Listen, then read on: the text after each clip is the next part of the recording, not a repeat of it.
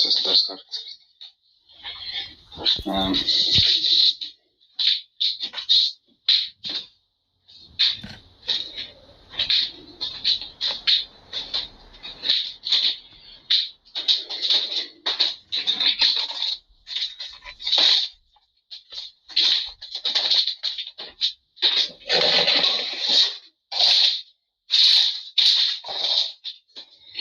Anyway.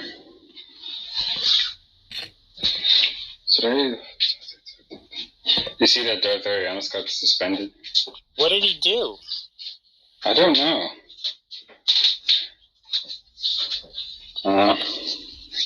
He curses a lot, but that shouldn't be suspended. I mean, he does, and he does say some, like, Well, but personal. Yeah, but yelling and cursing shouldn't get you. Well, I don't think it should get you suspended. Yeah, I don't know. Maybe I don't know how it works because you can report people on here. So maybe just a bunch of people reported him. I don't know. Because I would think it would have to be some kind of personal attack that's, traditionally understood as hate speech of some kind. I would think. Like he's used the N-word, I guess, but like. That could be. That might be a little bit of an issue. Yeah. That's okay. He dropped the N on a right. He threatened to drown me into the depths of the sea. I don't know if that counts. Yeah, he has said some like things that like sound like death threats or something. But to be fair, everybody says that about you, John. Not everyone. Well, now wait a minute. Yeah, not everyone.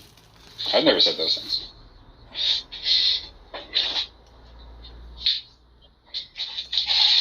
Oh, look at me. Arianis is rather liberal with the racial slurs and the homophobic slurs, right? Yeah, not quite as liberal as like Dog, but Dog hasn't really been on that much recently. I just think you should be punished severely for your insolence, John Lee.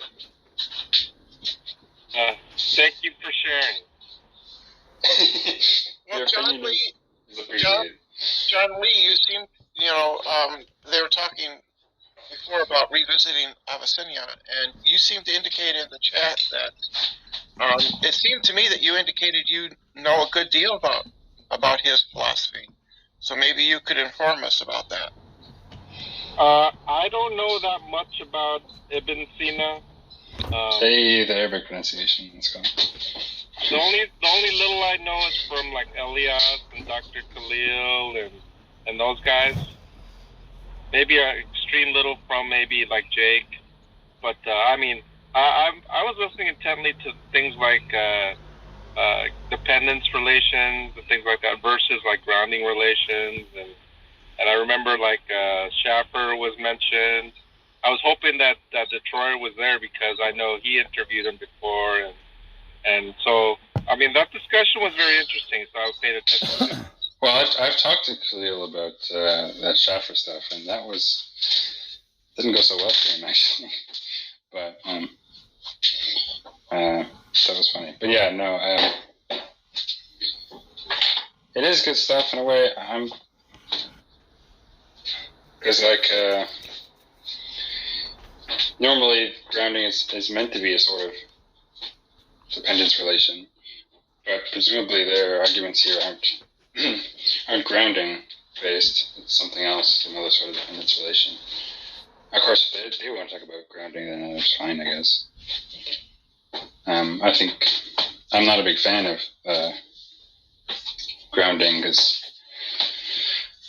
well, I could get into that. Let's just say this: I don't think there's much work for a theory of grounding. But when you get into like, what do you call it? Infinite regress. It just seems so counterintuitive, like very strongly so. Well, tell me if this seems really counterintuitive. You have two walls. Those walls have always existed, and there's like a tennis ball bouncing back and forth between those two walls. Suppose there's like no gravity or friction, it's just bouncing endlessly, and it's always been bouncing back and forth. Is that absurd or like really counterintuitive to you?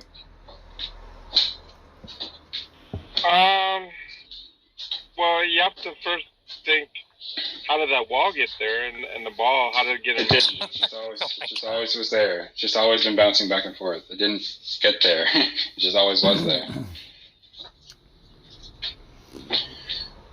It's like I can see, at some level there's something strange about it, right? Because we don't think that actually happened.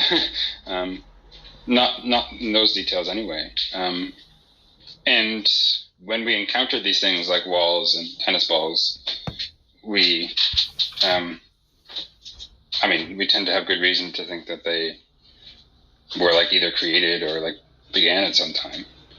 But that's just some contingent, perhaps, features about these things in our everyday lives. I don't see any sort of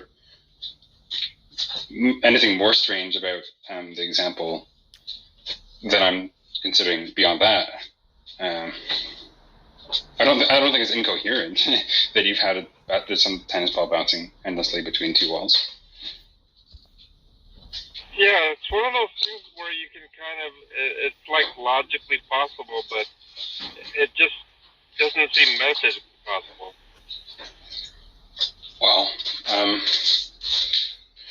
I guess it depends on what it means to count as metaphysically possible, but Yeah, what's going on, guys? I don't know.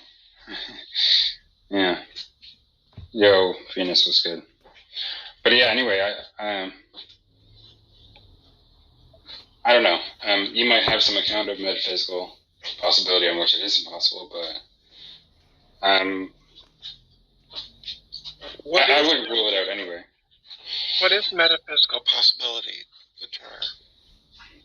It's supposed to be like, it's like the modality of existence or reality of like the real world, but I'm not exactly sure what that consists in, So I have some. I talked about this briefly a little bit ago, but there are some things, because I have my broad approach to modality is, consistency relations of certain sorts. But I have some ways that I might think of metaphysical possibility and impossibility. Let me step back and be a little bit more clear.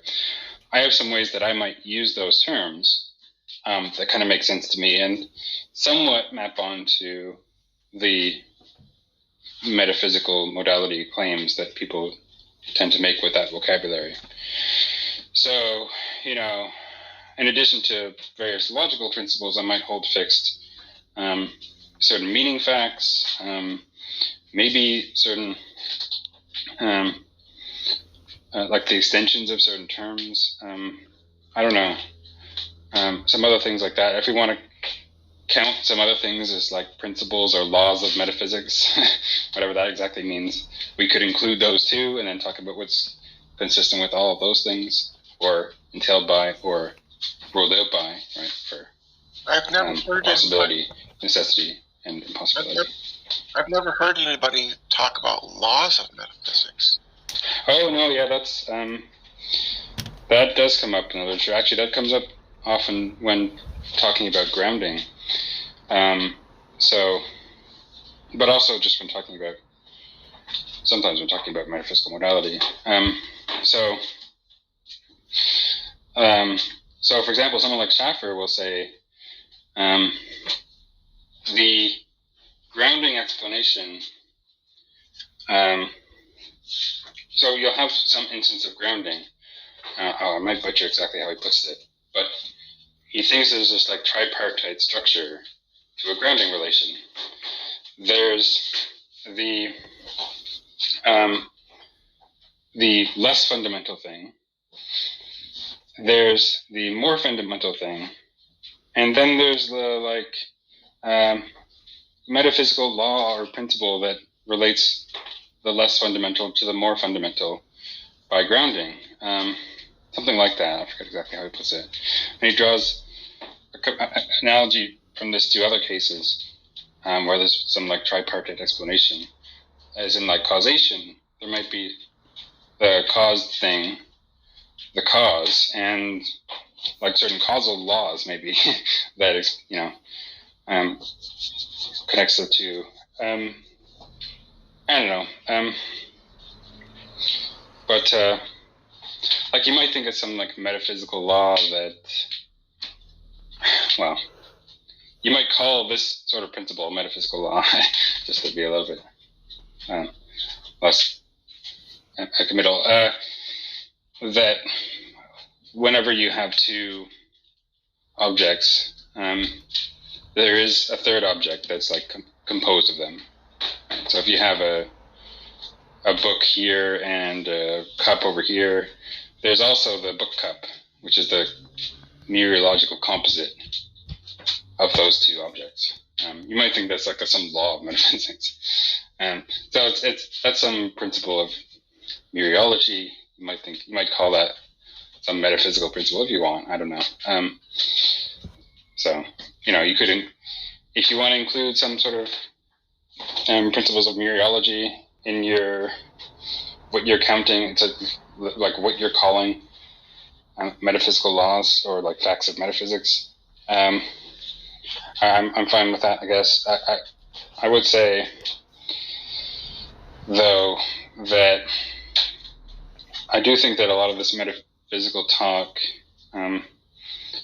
typically seems to suppose that it's something more substantive than, let's just choose to call this a metaphysical law or something like that. There's supposed to be like the facts out there of metaphysics that we're discovering. And it's like either is the case that this is a metaphysical law or not, independent of like whether we choose to call it that. And that I don't really understand. I'm not sure that we have this notion of metaphysics or metaphysical law, which is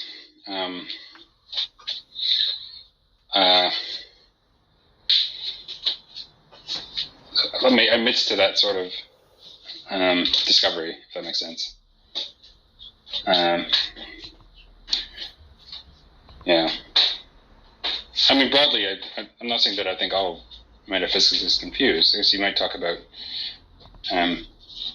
part of metaphysics is trying to figure out what there is, what sort of things there are, what the structure of things is.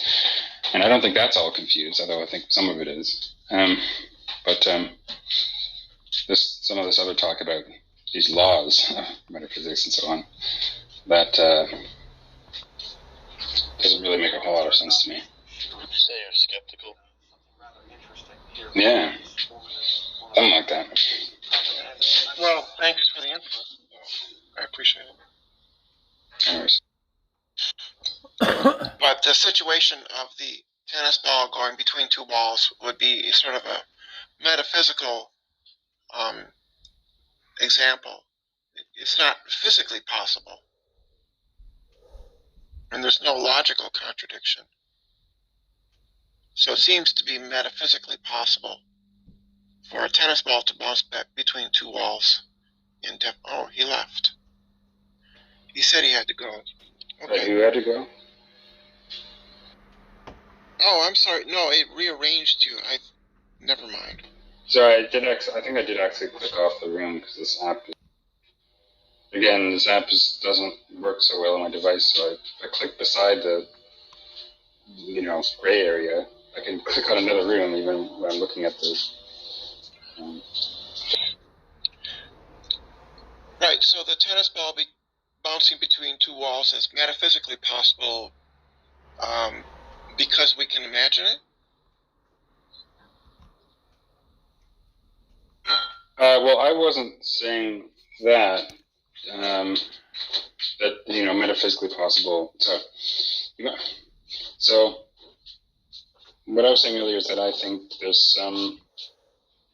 I can say some things about how I might use these terms: metaphysical possibility and possibility. And then there's a further question of, given how I might use them anyway, or maybe how other people are using those terms, is conceivability of some sort, if something is conceivable, does it follow that, or is at least an indication that the conceived thing is possible in that sense? To answer that question, I would want to elaborate first on the modality in question, because I guess we would also want to think more carefully about the sense of conceivability we have in mind. Maybe you're familiar with, obviously there's a substantial literature on that. Like David Chalmers has this big paper. But anyway, that's where I would want to go. I think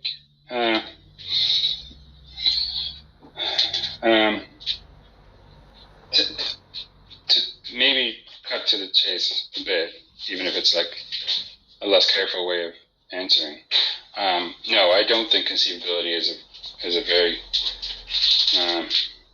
is an entailment that entails possibility in these relevant senses. Not logical, probably not metaphysical, at least not what I have in mind by metaphysical. Now, you can beef up your sense of conceivability so that it does follow, but I mean, we'd have to lay out that sense of conceivability and talk about that. Yeah, that's what actually Converse was telling Darth. His objection was that he didn't accept that conceivability necessarily represented possibility. And they started talking about things I don't know, which was like monism and dualism and things like that. Yeah, I was talking about this whole modal monism stuff. When it comes to I think I'm willing to grant that that conceivability is like at least some indication of possibility in the relevant senses, because just take logical possibility just for simplicity. And you might disagree with this, but whatever. When things involve a logical contradiction, oftentimes that is, apparent to us. We can sort of, on reflection and thinking about that, recognize the contradiction. Now, that's not foolproof. Sometimes we might not recognize a contradiction, either because we just haven't reflected on it long enough, or the idea is so complicated that maybe there is a contradiction there, but it would take like significant cognitive power and time to tease it out. Nevertheless, that seems to me more of the exception. A contradiction involved in something is something that we have at least some sense for, right? We can recognize them at least oftentimes. And when there isn't one, we don't tend to think that there is one, although we might. Again, that's not foolproof either. I'm just saying that there's some tendency to recognize a contradiction when there is one, and not recognize one when there isn't. And we can make both types of errors. I guess you could think of those as type 1 and type 2 errors, but I'm saying, but that's not contradicting that our conceiving something is at least some guide to it, not involving a contradiction. Now, I'm fine with conceivability as at least some guide to possibility. Now, I do think that where the claim involved is one which itself involves some modal claim, it gets a little bit trickier. So, and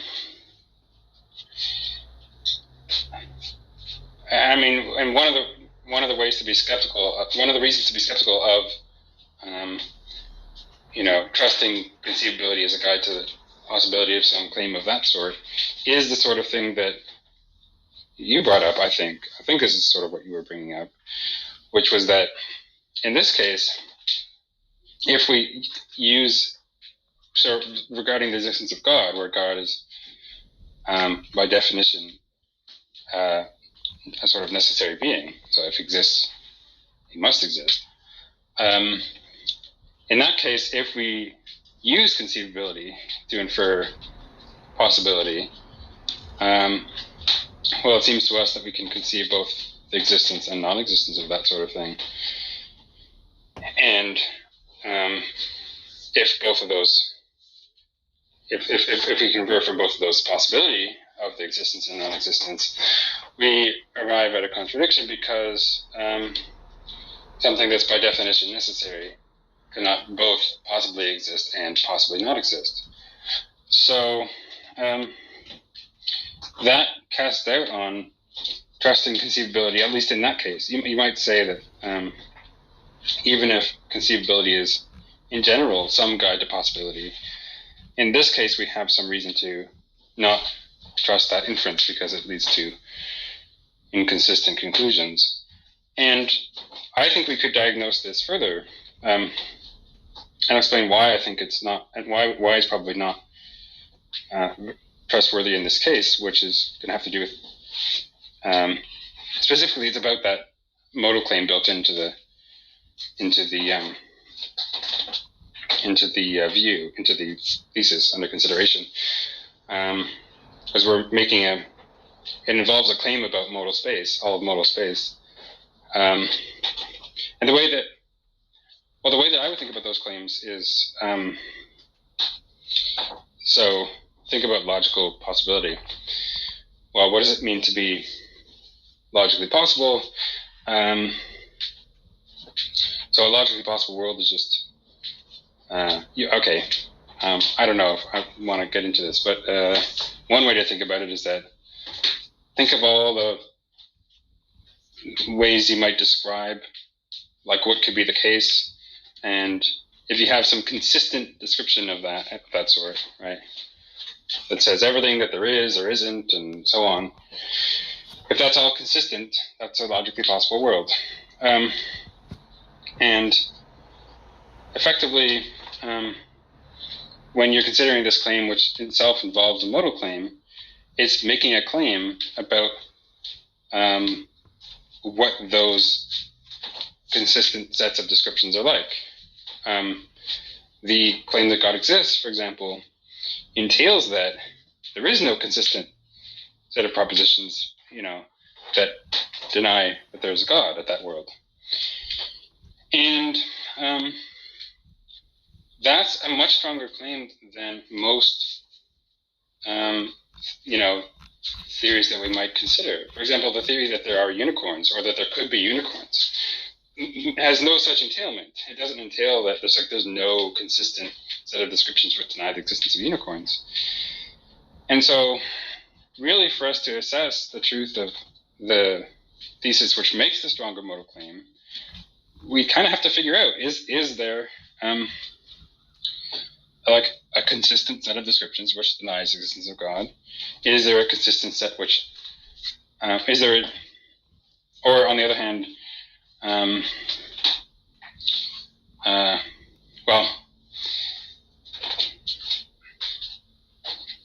you'd have to be, God there would have to be construed non-modally, but that's another. Well, yeah. Now, my main concern was not really conceivability and possibility. It was his criterion for conceivability. I asked him about that because it just sounded odd to me, and so I asked him if he constructed it himself, and sure enough, he did construct it himself. I don't know if you ever took a look at that criterion, Detroit. Was it something about it not appearing to have a contradiction or something like that? That was one part of it, yeah. It was a two-part, but that was one of them, yeah. What was the other part, John Lee? It had to do with some kind of natural something. I can't really, unfortunately, I can't explain that.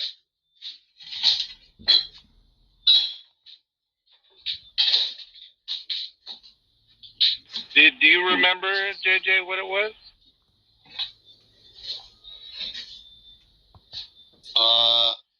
I didn't, but now that you mentioned that, didn't he say it had something to do with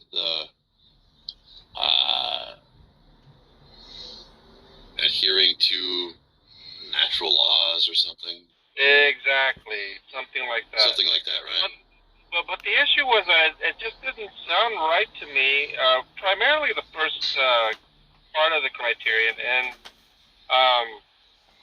that's why I asked him. I said, "Did you get this from somebody, or did you make it up?" And sure enough, he did acknowledge that he made it up, and that was actually one of my bigger objections is to the criterion itself for conceivability. I just wanted to know what Detroit thought of it if he heard about the criterion. I don't remember that being objected to by you really at all. Oh yeah, definitely.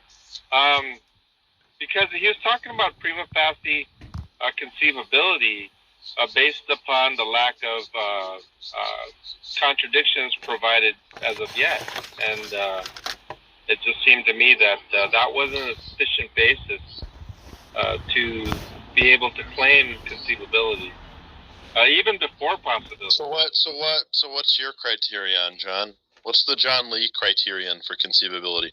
I asked him that.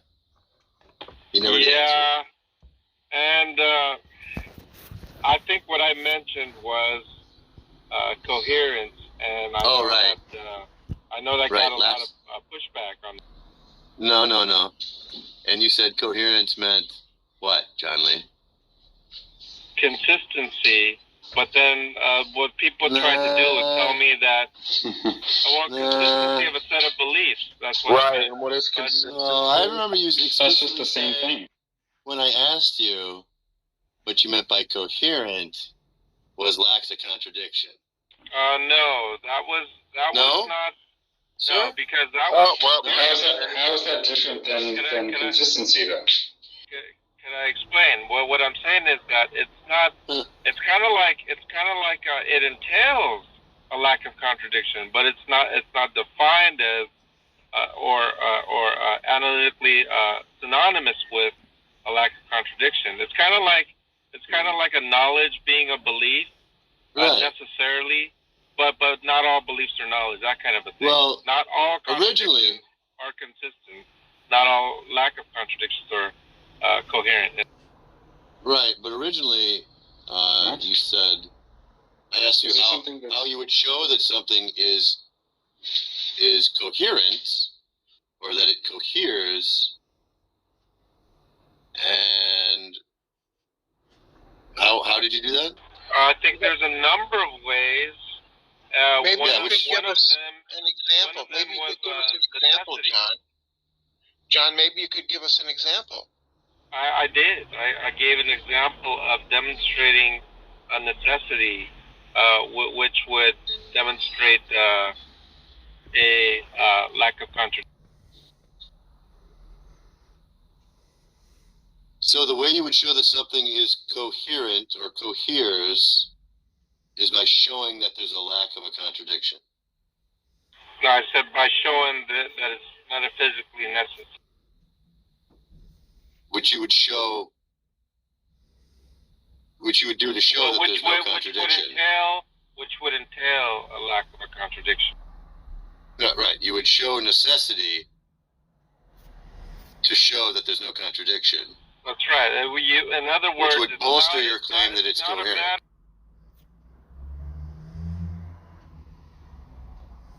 A matter of showing necessity, which entails a lack of a contradiction. There's a difference. I don't know about that.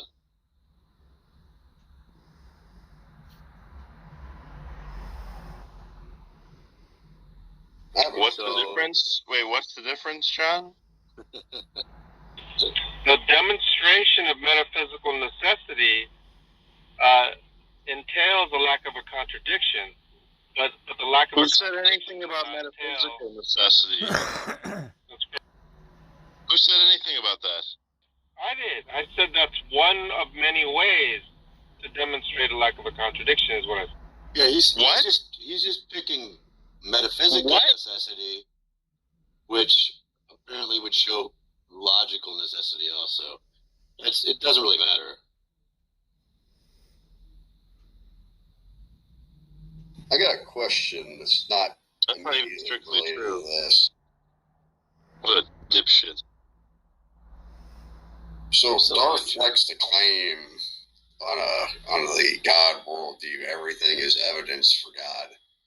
But like, I have a question: can we really say something is evidence if it's like circular? Because like any proof you give of an ultimate being it'll have to, that premises are only true in virtue of the existence of that being.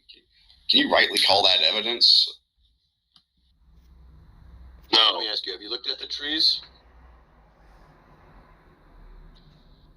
I keep missing them for the forest. I looked at the trees.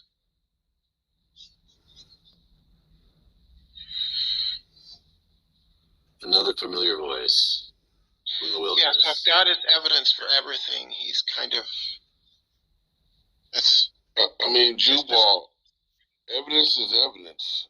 The fact that you don't like it Yeah, don't you know that? speaks Evidence to- is evidence. What a dummy. just speaks to Here some we go. dishonesty. here we go. Yeah, that's just doesn't address the question. Like the question is can something count as evidence if it's circular? Well, just give me an example of something that's circular that is being considered as evidence. Period. Because you're talking about something as the necessary precondition for something else. That's not evidence for anything. It's not even in the same category as evidence. Yeah, that would be a logical argument. So yes, that's evidence. No, the argument for the thing is different than the thing itself.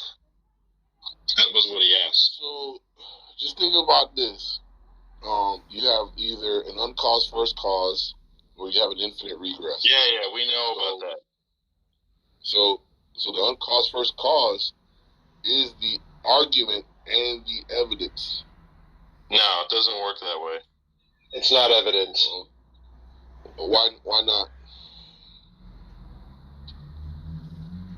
Because it's not something you could enter into court. Here is an example of the uncaused Oh, first. no, I see what you're saying. I have no problem with what Concrete just said. Don't. No, that's correct. That's fine. An argument can serve as a kind of evidence. So now you get it. Thank you. Game more. No, I wouldn't say an argument is evidence. I would say that you have a premise is what you need to provide evidence for, and then the argument is the logical consequences of those premises. And we take premises to be reasons why we hold to a conclusion. And we take those Yes. reasons. So the uncaused first cause is the conclusion, not the. Sorry. So your statement of the uncaused, the statement of the uncaused first cause is the conclusion, not the evidence, and not the premise. No, we take infinite regresses to be impossible. So we logically conclude that there must be a uncaused first cause. We take that Right, but uncaused a first regress cause is to be impossible. God. Yeah, so that Okay, would be the that case. Like, uncaused do you have evidence that infinite regress is? We just thought about it real hard, and there is some papers on it. There are some papers on it, some thoughts on it, and whenever those people who wrote those papers and came up with those thoughts shared it, we all came to an agreement and said, "Yeah, you're right." And then we said, "You know what? The best Who's we all? explanation is uncaused first Who's cause." we all? That's fine. That's fine. That's fine. Rapskittles, just stop. That's fine. Okay, that's not even what Jabal was asking about. He's asking if when Darth claims that God is the necessary precondition for intelligibility and possibility and blah blah blah, if that can serve as evidence for God. The answer is no, it can't, because that's not an argument. That's just a statement. Well, not quite. Like Well, you're almost onto it, but like what I mean is like he's going to claim things like trees are evidence of God. Everything that isn't God is evidence for God. But the truth of whatever like evidential argument he can give is going to presuppose the truth of the conclusion, because Darth's God is ultimate. So every premise is true only because God is the source of its truth. It seems like no matter what argument I give, I have a book that says God wrote it. I have trees. I have rocks. They'll never actually independently support the conclusion, because the conclusion or these premises are only true because the conclusion is true. Like the premises depend on the conclusion.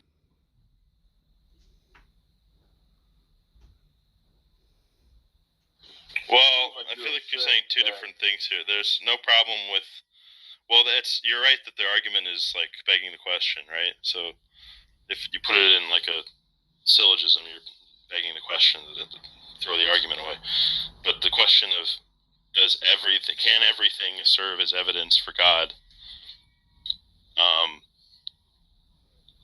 No. Look, just think of it like this. What is God? God is the creator of all things. Therefore, all things that are created are evidence for God. It's not that hard. Okay, that's fine. Yeah. That's the point, is that you're begging the question. It's not that hard. We're begging the question that God is defined as the creator of all things. Yeah, so if God wasn't the creator of all things, and we had all these things, would that be evidence of not God? Yeah, if there was some other thing that wasn't God that created all things, but the case is... No, that's nonsensical. That You said some other thing that is things, God.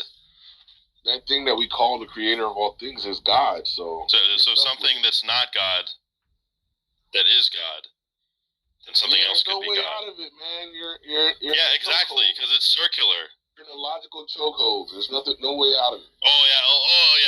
Okay. A logical chokehold. Come on, man. That metaphor makes no sense because you can totally escape a chokehold. I've done it.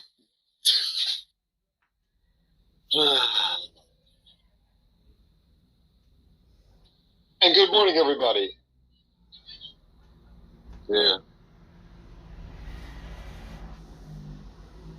Maybe.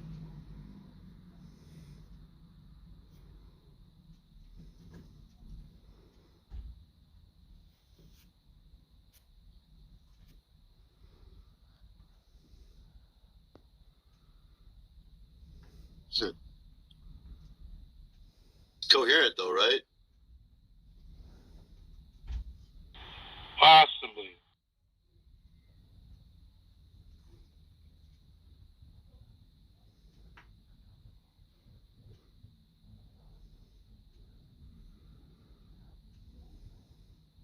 Because it coheres?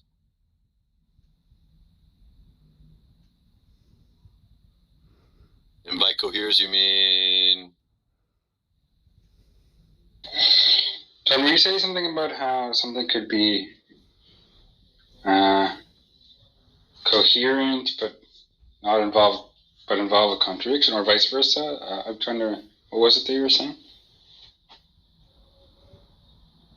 You're saying something so it's like belief and knowledge. All knowledge is belief, but not all beliefs are knowledge. And then you're saying something about coherence and consistency in the same way.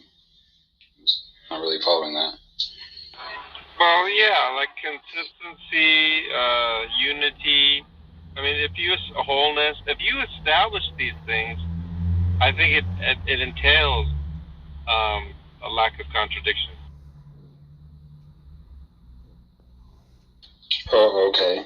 And vice versa? I'm sorry, what was the question? And I was trying to, because you were saying that it sounded like one of them entailed the other, but the other one doesn't entail the first one. Between like consistency and no contradiction or something like that. Do you not remember what you were saying? Like if something is... Well, I mean, just if it's a square, right angles, equidistant sides. If you're able to demonstrate the case that it is a square, then you can eliminate the contradiction of it being not a square.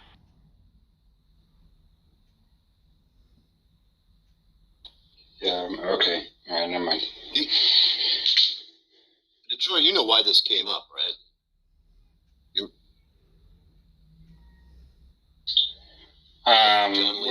With respect to him John Lee rejected. being able to demonstrate. Yeah. John Lee just rejected the premise that you could conceive of a not God world. Maybe he didn't reject it. He just didn't accept it. Right, you could say reject. The other one would be Okay. denial. I didn't deny it. I rejected it. There's a little bit of a difference there. Whatever. If you want to say rejected, he rejected the premise that you could conceive of a not God world. Why? Well, I can conceive of a Theologically- not anything world, so I don't know. Yeah. Why, John? well, I mean, theologically, that's the understanding that I have.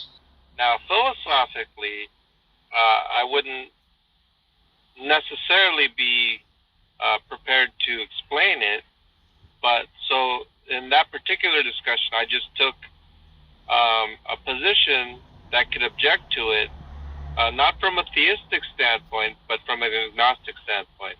And that's what I was trying to say, that my objections could easily be brought forth by an agnostic. It doesn't have to be a theist. Yeah, what was your Against that objection, atheist though? The objection was of the conceivability. Yeah, what was your based objection? upon- well, because he was trying to say that the lack of contradiction provided as of yet represents conceivability. That's why I rejected it. So you didn't really object. You just rejected it. Well, I rejected the syllogism as being sound. First and foremost, I acknowledged right off the bat that the syllogisms, if the premises are true, is certainly valid, the conclusion. Yep. At no point did I deny that. However, what I did say was that there's no reason for you to justify the premises as being true. That was the objection. Well, it's not. So you just rejected the premise. You didn't object to the premise. He claimed the conclusion to be sound. That was his claim. While you didn't accepting object validity, to the. I rejected the soundness of it, based upon You didn't. his failure to establish the premises as true. You didn't object to the premise, though. I did object to the premise, of course, Why? because his criterion, in my opinion, does not establish conceivability, and his method by which, the criterion by which to establish conceivability, was by appealing to ignorance. And then I asked you at some point, what prohibits something from being conceivable?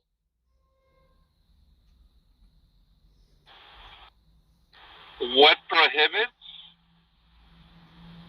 contradiction? Like, for example, just because a person claims to be able to conceive of a squared circle does not necessarily mean that they can.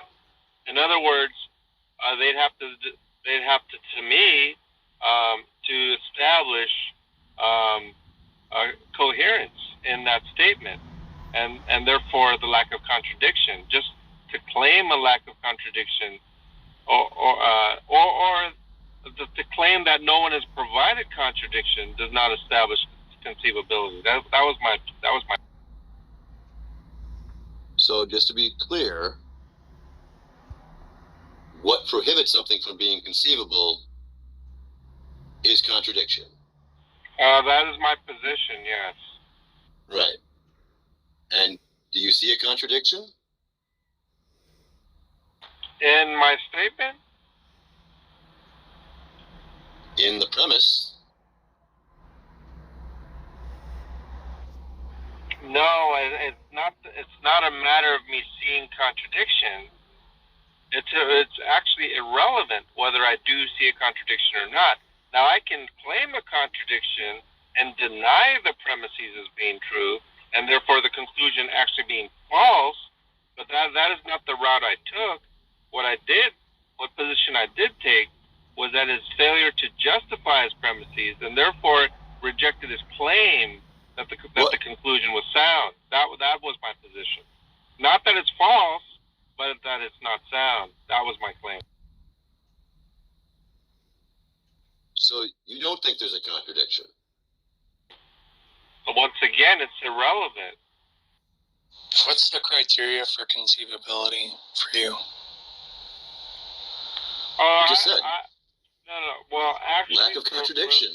That's all it takes. For the argument's sake, actually, I did acquiesce that a lack of a contradiction would, the demonstration of a lack of contradiction would establish conceivability. So John, let me get this straight. So basically, you're saying you may not see it as being not contradictory, but someone may demonstrate to you that it is, and then you would affirm, okay, now I see that it is. Something like that? Something like that. All I'm saying is that because someone did not provide contradiction does not give you justification to say it's conceivable. All right, you gotta show that there's no contradiction. I don't have to show contradiction. That was my point. He's rejecting the premise because it wasn't shown to be non-contradictory. That's correct. How is that not going to just apply to anything that's correct non-contradictory right now? Could you give an example? Well, like just the idea of a square. Like if I say, well, here's a square. And like, why reject that because you haven't demonstrated that there's no contradiction? Oh, well, the square, one can demonstrate that there is no contradiction, in my opinion. Not saying, well, you haven't provided a contradiction, therefore it is there is none. That would be an appeal to ignorance, is my point, right? Even when he uses the word prima facie, right? However, what I am claiming is that a person, in my opinion, can demonstrate there's no contradiction in four equidistant sides with four right angles representing a square. By definition, that is a square, and that there is no contradiction in this particular abstract object. So just like the definition needs to be non-contradictory? The definition, I assume, is one way of establishing, there's no contradiction. I reject that premise, John Lee. You don't think that you can establish contradiction? What I think doesn't matter. I reject that premise. Okay. So, let's say, square circle. I would contend that there is a logical contradiction. I'm going to reject that also. Therefore, it's not conceivable. I'm just going to reject that. I think it's demonstrable. I reject that also. On what basis? You haven't shown that there's no contradiction. Just because you claim that I have not provided I'm going to reject for a this square also. circle, I think that I can establish, irrefutably so, that the square and a circle are contradictory definitionally, and just by you saying I don't think so, I'm rejecting that. Okay, well, I'm just saying that at least, here's the thing, at least I'm not trying to appeal to your failure to provide a contradiction. That's the difference between Darth and I. I don't demand of you prove the contradiction. All you're saying is that you don't accept it. The fundamental difference is that I would attempt to substantiate it or justify it, and then you're saying you just objected for some arbitrary reason. I'm rejecting all of your premises. Yeah, but what I'm saying is the difference is that I would at least attempt to justify my position rather than put the burden on you to demonstrate a non-contradiction is my. You mean a contradiction? A non-contradiction in a squared circle. No, a contradiction. Once again, a non-contradiction, because I'm claiming contradiction in the squared circle. I reject that.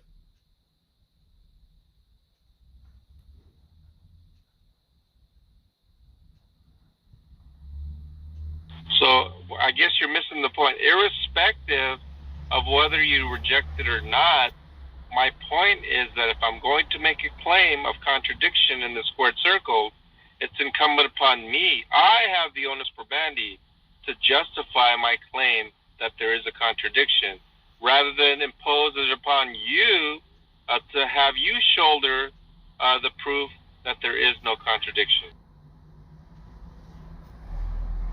For what?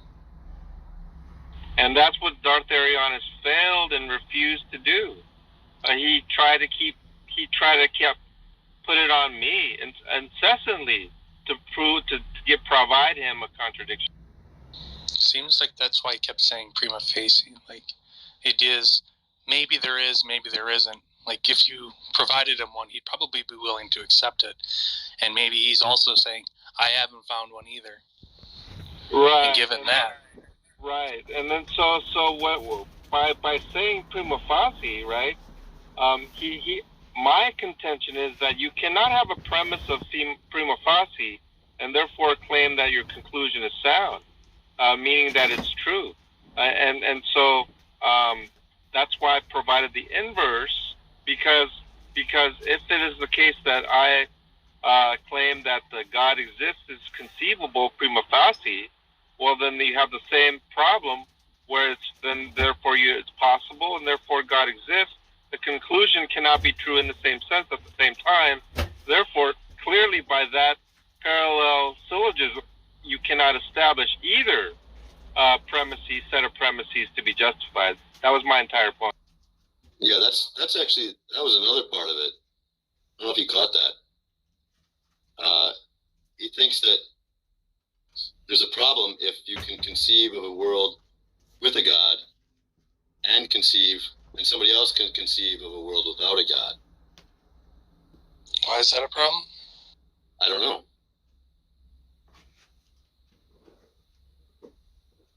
Well, the problem He never explained that. The problem is this: both syllogisms cannot be sound. That's the problem, because they literally have contradictory conclusions. So what? Therefore, if it is a case that both conclusions cannot be sound, neither can both set of premises for the respective syllogisms be true. One has to be true, and one is not true. Both cannot be true at the same time. And that was my statement was such that Darth Arianis could not claim his premises to be true. He could not establish that or justify it. It's like saying you can't conceive of a dodo world and a not dodo world. Yeah, that's actually a good point. Is that going to apply to something else as well? Yeah, that's why they brought up pizza and God and all this other. Ask if you could conceive of a not banana world. Can you do that, John Lee? Well, I mean, we could talk to Darth and ask him about aliens on Mars or not aliens on Mars and things like that, irrespective of. You could, but I just God, asked you if you could conceive of a not banana world. So in other words, he doesn't consider it like a proposition. He considers it a worldview with a set of beliefs, and so he would probably take that approach. I'm just asking you a simple question: if you can conceive of a not banana world. Yeah, and he would claim it's a category error. I'm asking you. You think that's a category error if I ask you if you can conceive of a not banana world?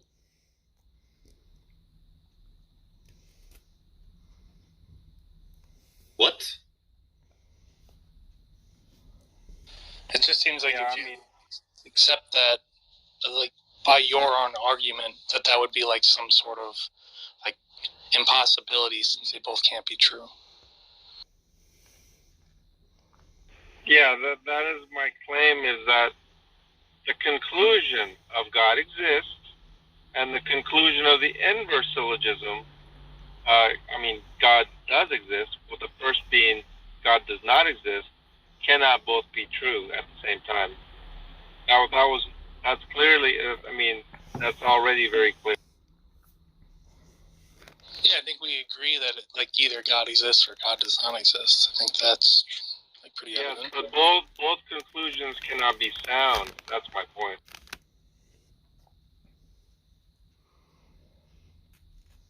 You mean the premises? No, the conclusions. Well, the premises is And what by virtue if it's valid. In virtue of the conclusions, yes, I would translate to the premises as well. Sure. Well, we know that in that case, if we're just going to take that stance, one of the arguments is going to be false. Exactly my point. So the question is, there's an underdetermination based upon Darth's criterion to be able to claim that his syllogism is true and the inverse syllogism is false. No, this is just wrong, though. You can have contradictory conclusions, and that second premise, whatever premise it is, those can both be true also. And that is that you conceive of a God world or you can conceive of a not God world. Both of those can be true. Yeah, I would reject that. If it is the case that the premise that the syllogism is valid, right? And that cannot be the case. Why? Because it would be the case. It's only possible if and only if the syllogisms are not valid. What? You can have the syllogisms are not. The syllogism could be valid, but the premises and conclusions could be false. The syllogism are not true or false.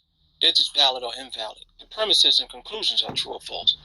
But you could have, say, all men are mortal, Socrates is a man, therefore Plato is mortal. That conclusion doesn't follow from the premises, although they all may be true. But it's an invalid argument.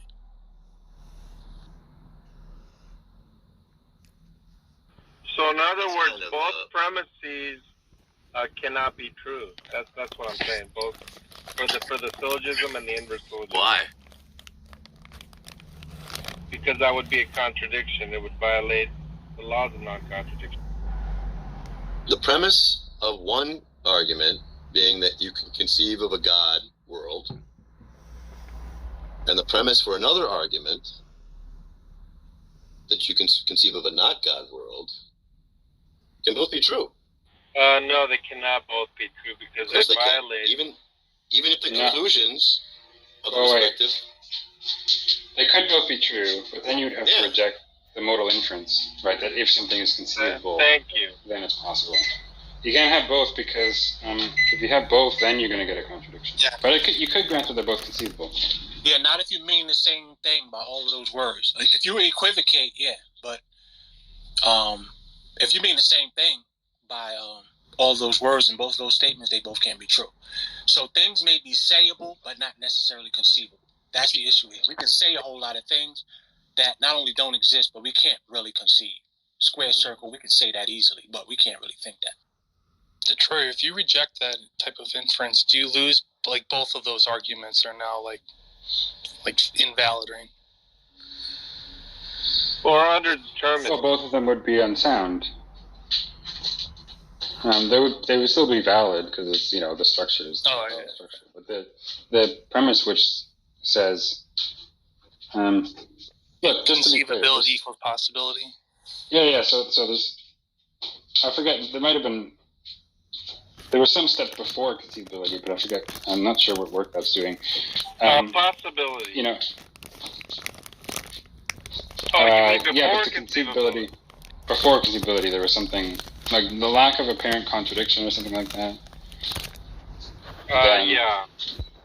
Something like that, and then from that you infer conceivability, and from that you infer possibility. In the case at hand, if you grant there's a few things you can say. If you think that both theism and atheism are lack apparent contradiction, whatever, then you could infer that both of them are conceivable and that both of them are possible. But as it turns out, because of the sort of claim theism is, and by extension atheism, that's inconsistent, because the theism under consideration is necessarily true, if true at all. And so it can't be both that it's possibly true and possibly false. So in other words, both of the arguments can't be sound. So either, since they're both valid, there must be some premise that's wrong in at least one of the arguments. It could be that the wrong premise is only one of the lack of apparent contradiction statements.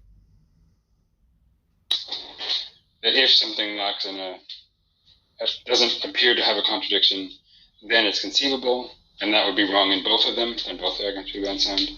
Or it could be that if something is conceivable, then it's possible, and then that would be wrong in both of them, because it's the same premise in both, and so both of them would be unsound.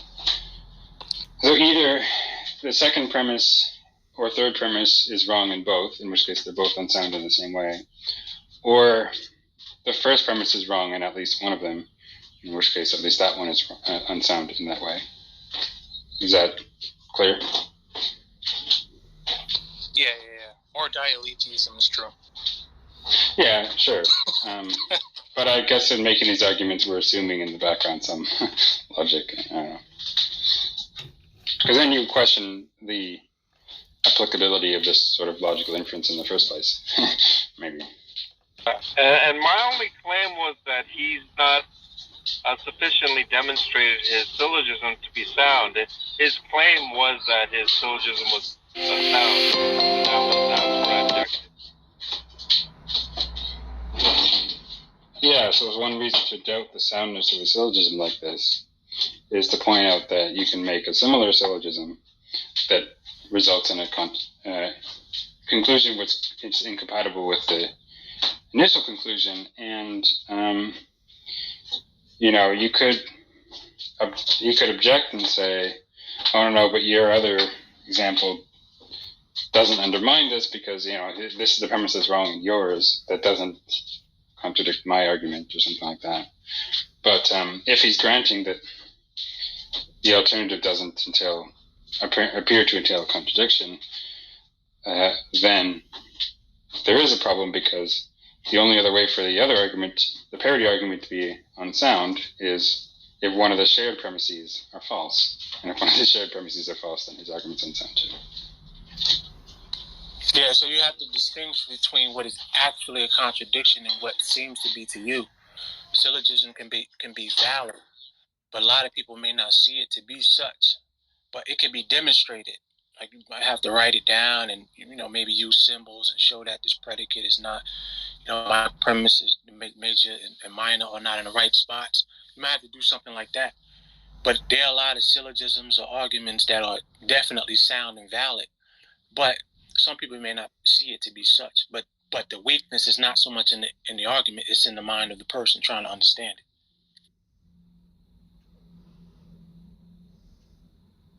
it. Sure. Yeah. I mean, there can be sound arguments that their soundness is not apparent to us, or some people. Right. So now with this, God exists, God does not exist. To me, I think it depends on the term God. And I always say this, we use the term a lot, but, we have to understand what we mean by it, making sure we mean the same thing by it. Because otherwise we're just using the term, but we may be equivocating or not using it the same way. And so if we mean by God an absolutely necessary being, intelligent, call, we mean all of these different things by this term, then I think it would be a contradiction to say that this being does not exist. Not just the mere term, but this being, if this being If we mean by as being these things that I said, independent, absolutely eternal being, then yeah, it would be a contradiction to say that, because in order for anything to be, it must be by this necessary being, unless it always is. Something is by itself or by another. I mean, those are the only two options. It's by itself or it's by another. And if anything comes into being, it was started, then it must have a starter. Otherwise, I don't accept that. Yeah, I know that, but you would have to also reject the law of cause and effect, which says that effect must have a cause. You would have to reject that. No, I wouldn't reject that. I would reject that everything has a cause, or no, not everything. More strongly, no, everything which begins has a cause. Yes, whatever begins to be. Yeah. Yes, it began to be, meaning it wasn't at one, it wasn't, and then it was at some point. Okay, if it wasn't and then it was, must that movement or that change must come about by itself or another. Cannot come by itself because it'll violate the law of contradiction and cause and effect. Cannot come by itself.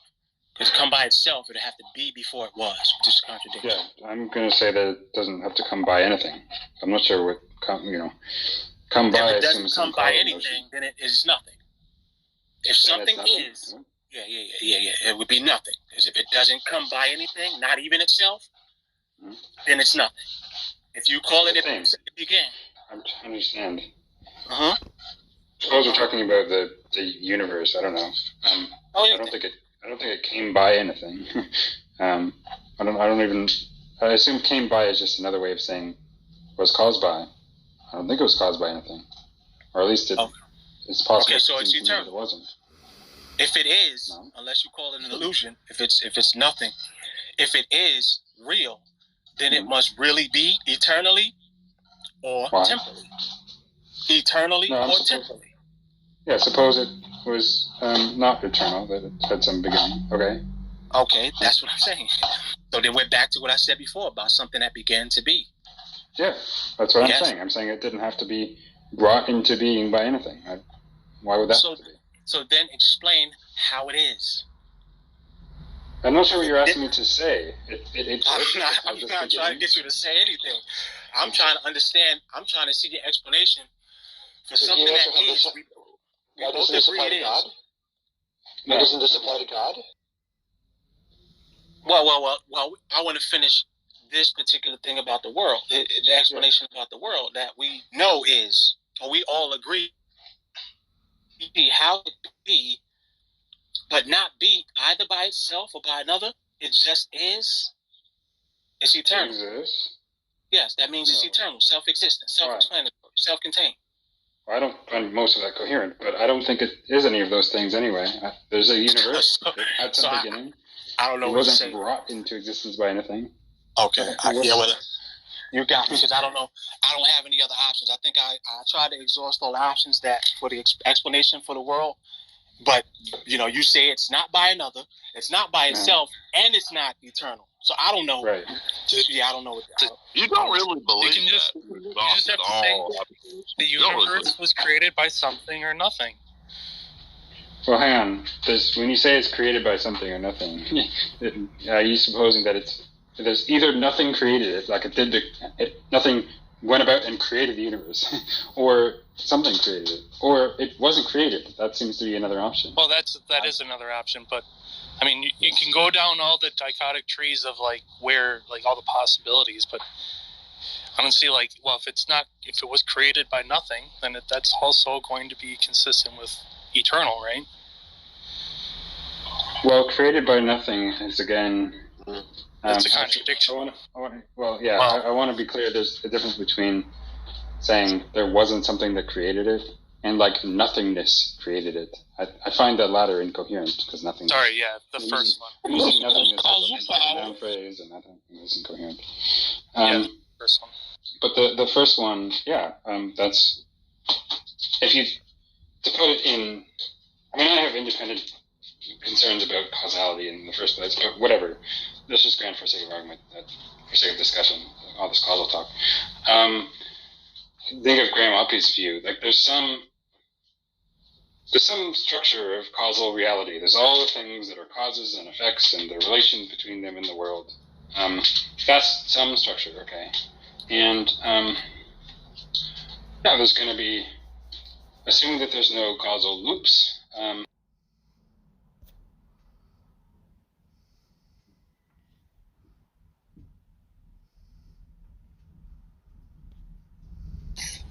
In 6 months. Okay, so Tone, you're right that she chose not to do it. But what I'm saying is the doctors basically told her if she moves forward, her life is at risk.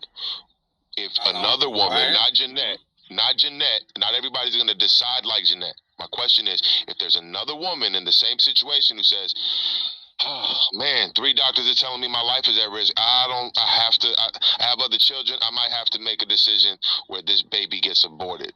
It may be not a logical necessity. So I think you're using you're emphasizing the word necessity, meaning it's not necessary. She has a decision to make. So I think because there's a decision, you're saying a woman should always decide to take the risk. But I didn't say that. No, I didn't say that. So if a woman decides not to take the risk, is she wrong for that? What? If a woman decides differently than Jeanette, to not lean on her faith and to say, well, my 3 doctors are telling me my life is at risk. In my 6th month of pregnancy, I didn't take the Rh negative. They just found out now. Dang, I have to make a decision, and I'm not going to decide to take a risk because I have 3 other children. What are you going to? Are you going to say that? That's covered under the trifold exemption under the life of the mother. I don't know how many times I got to say it. No, he didn't agree with that. But I'm curious what he says. Yeah, they take the baby out, fine, but that's quite a bit different than saying that you got to go in and chop.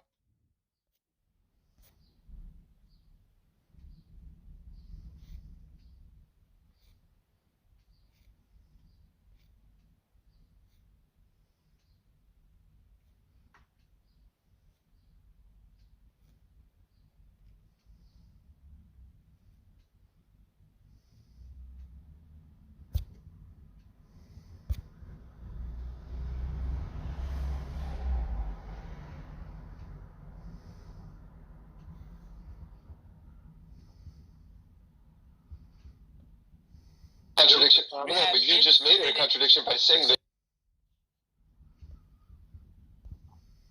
To do to save the baby, then that's quite a different situation than saying. Okay, we agree. All right, I'm sorry it took us so long, but we agree. We're 100% in agreement. I don't agree with dismembering the body. I never said that a woman cannot choose to terminate her pregnancy. I never said that at any point. Right, so it was just a misunderstanding because you tried to, at the beginning, tell me the difference between aborting and terminating, and I didn't quite understand. That's why I asked you. So we agree. I don't agree with dismembering and doing all these crazy things to the baby in the womb. We agree. I'm fine with that, but I'm just saying if a woman's faced with life and death, she gets to make a decision, even if it's in the late part of her pregnancy. However, Krishan is making a trifold thing here. She thinks babies should be aborted, I think what trifold means, under rape, incest, and the life of the mother. Is that what you said, Krishan? What I said is, okay, because first of all, you're never going to get a law passed that gives you 100% of what you want all of the time. I don't understand why we need to argue and not take the 98% win. And actually, I've debated this with other theologians. As a matter of fact, I'm sure you're familiar with Brother Charles on this app, who is pro-life. We've been praying for Roe to be overturned for many, many years. I'm almost as old as we've been praying for Roe to be overturned. But I can agree with a trifold exemption. There are those who believe that there should be no abortions, 0 abortions for any single reason. I believe in the trifold exemption. The trifold exemption says in the cases of danger to the life of the mother or as a result of rape, which I am clear that that's 2% of cases, or in the cases of incest where the freaky deek uncle has molested or raped the niece, that should be allowed. That's well, my you position. know what? I learned something today, and I appreciate you, Tone, because you taught me the difference between abortion and termination. So he's not saying you can't terminate a pregnancy based on whatever health complications. He's saying abortion because he classifies abortion as this barbaric process where babies' brains are sucked out, their bodies are dismembered, and so on and so forth. So I learned that I need to be more careful with my terminology. Termination of a pregnancy for health complications is one thing. Aborting which is this dismemberment. That's what I wasn't understanding what you were saying, Tone, but now it's clear. You're saying abortion under any circumstances is wrong, but termination of a pregnancy for whatever various reason, health complication is fine. Is that what you're saying, Tone? Correct. There we go. So we agree, brother. We agree. We just were getting caught up on terms. But I agree with you on that. Absolutely. Men. Oh, don't say man. It ain't got nothing to do with man. It's just miscommunication. I completely agree with that. 100%. Now, 100%. Can I? Now, let me give you the opinion about when it's rape or. Oh, but I got to go to the Celtics game. The Celtics are about to beat up on the Milwaukee Bucks in Game 7. And I'm going to the game. And the Celtics are about to win this game. And they're going to abort the Milwaukee Bucks on that. No, let me stop. I'm just playing. All right, have a good time, man. Yeah, I appreciate y'all. Thank you, Tone. And I hope to share space with you soon and often. Same with you, Krishanda, AJF, and Jeanette. And Jeanette, thank you for sharing that very private and tough situation that you experienced. God bless you all, and I love you all. Thank you. You too, man. Oh, one last question. Your room title, where does the right to abortion come from? And then you have day 128 in parentheses. Have you been doing this room for 128 days straight? Well, not necessarily the room itself, but the question has been unanswered for 128 days straight. Huh. So you've been asking this question for about 4 months or so. That's right. And I haven't. And you haven't heard one question. You haven't heard one good answer. Nope. Oh, one last thing. When a woman, that's God's temple. So it's not your body. My body, my choice is a fallacy. You didn't. Concrete gave me an answer. I'll say this. Concrete said some nonsense. I'm hoping you can come up with something better. He said, this is a logical chokehold, but I'm going to add to it that you can't get out of. Please. Go ahead. Mind you, Tim, these are all He's got nothing. These are all cosmologists and geniuses, right? These aren't internet trolls. These are actual professors and complaining. These are actual professors of logic who will they write books about this shit. So you got to be careful, Tim. Odds on the next statement being the arrow question that he's going to bring up the shooting person. You don't need to be rational to be what they are. You don't need to be rational. You just need to accept whatever your teacher tells you. Why you're talking. Just explain, without all the nonsense, Tim, what you're saying is finite and infinite. Professor JJ, why don't you tell us why it's rational to believe in an infinite regress? Go ahead, Professor. Regale us with your wisdom and knowledge. Concrete, have you seen the... Wait, no, Himothy. I want JJ to explain why it's rational to believe that we have a cause universe, i.e. the Big Bang, and simultaneously we have an infinite regress. Go ahead, JJ. Give us that reason. Himothy, be quiet. Himothy. I'm waiting for Tim. You're messing up the cycle. First of all, that was Tim, not Himothy. Go ahead, JJ. I hope that Tim is going to attempt to... No, Jay, don't try to get out this one. Go ahead, Tim. You never answered Tim. You never answered. We've been very gracious. We've answered a lot of questions. I'm waiting for you to come to the table.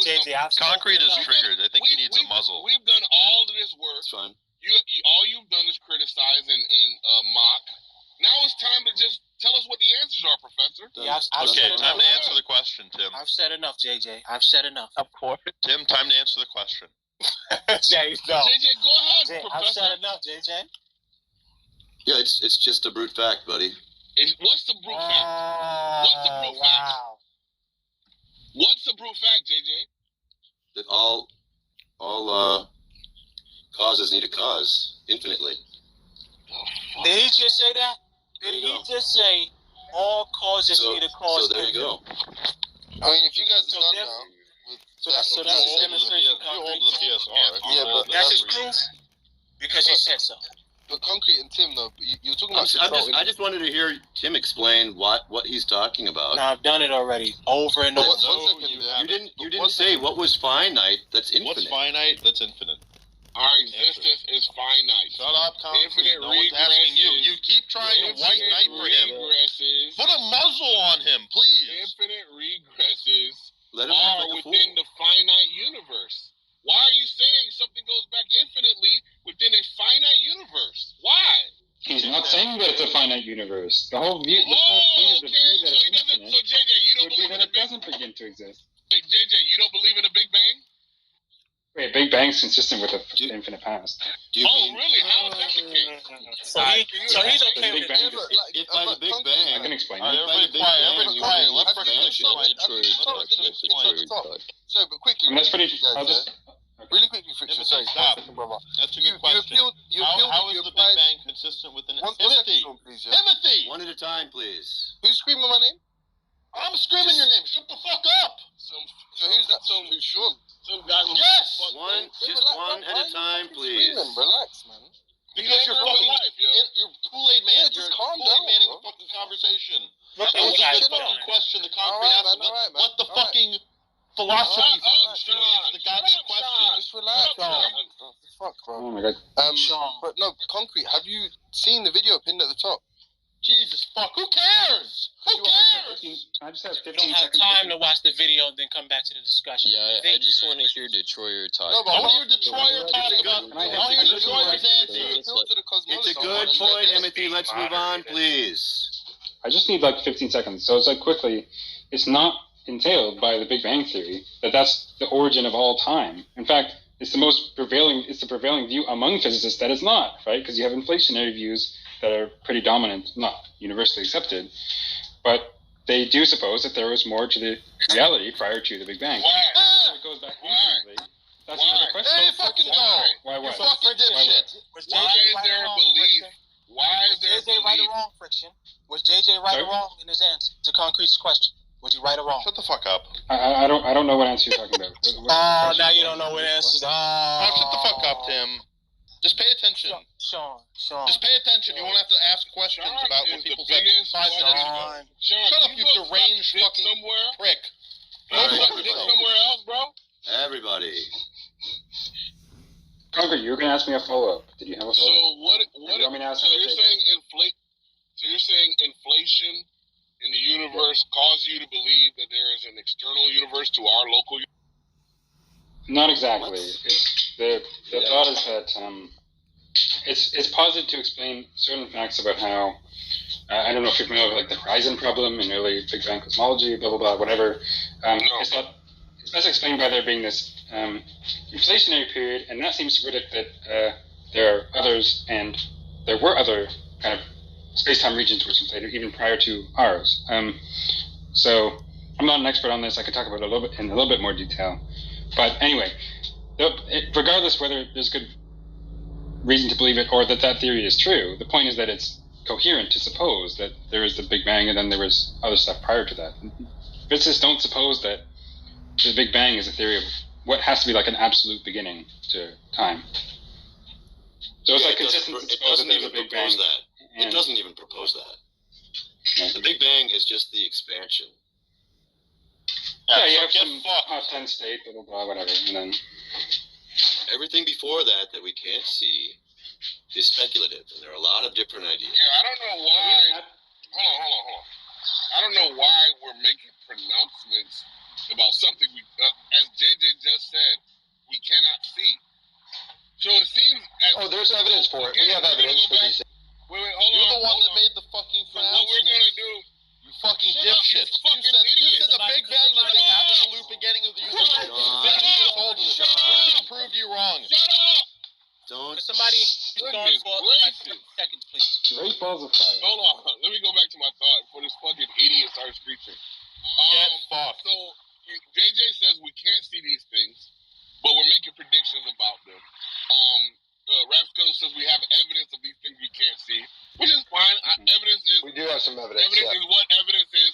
Evidence is what evidence is. That's fine. Good point. Nice But the whole point, is, well, what I'm saying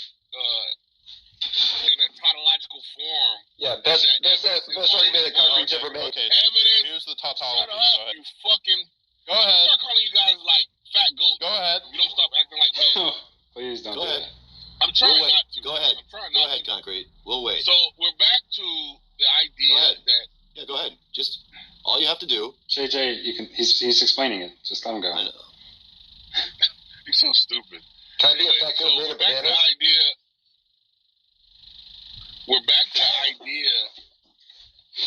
We're back to the idea that you can't see it, but quote unquote, there's evidence for it, and we know how valuable evidence is, and how irrefutable evidence is, right? So the whole point, very simply, is why should a rational person who understands, who doesn't agree with an infinite regress in the same way that you do, that it's a rational position to hold, why is it the case that we should believe what you believe? Wait, that there in fact was an infinite regress, or that it's like That coherent? there's Those are a two different questions. multi-universe. There's a multi-universe that leads to an infinite regress being physically possible. Why should we hold it? But hang on. There's two different questions here. One is whether there actually was an infinite regress, and the other is whether it's like at least possible that there was an infinite regress. I'm not convinced that there was an infinite regress. I don't know. I think that's a Thank different you for question. your honesty. Whether it's possible, of course, I do think it's possible, at least logically. So that's why I think it's still an open question. But if I didn't think it was possible, then it's like not an open question. I don't care about. I would love to hear that possible. I don't care I would about love to hear the possibility. reason for that. Okay. Yeah, I can explain I that. don't care about possibility. I'm much more interested in where there's a. I'm much more interested. What? Shut up. Are you saying we have to tell you necessarily? Shut up. No, I What think the he cause of wants the to know. universe is? Shut Is that up. what you're saying? You Shut up. Get fucked. Get fucked. Both of you. Come on. Oh my god. Two fucking JJs in one fucking room. And That's too many JJs. Goodness honestly. gracious. Is that like a JJ? One still can't I'm much compete more, with one concrete. I'm much more crazy. interested in where the preponderance of evidence is pointing, not to possibilities, because as Tim stated earlier, we if it's logically possible, we can consider it, but we don't have the time to consider everything that's logically possible. Yeah. So if you ask me, again, not a physicist or an expert on these things at all, my impression is that it's more likely that there wasn't an infinite regress. That would be my impression.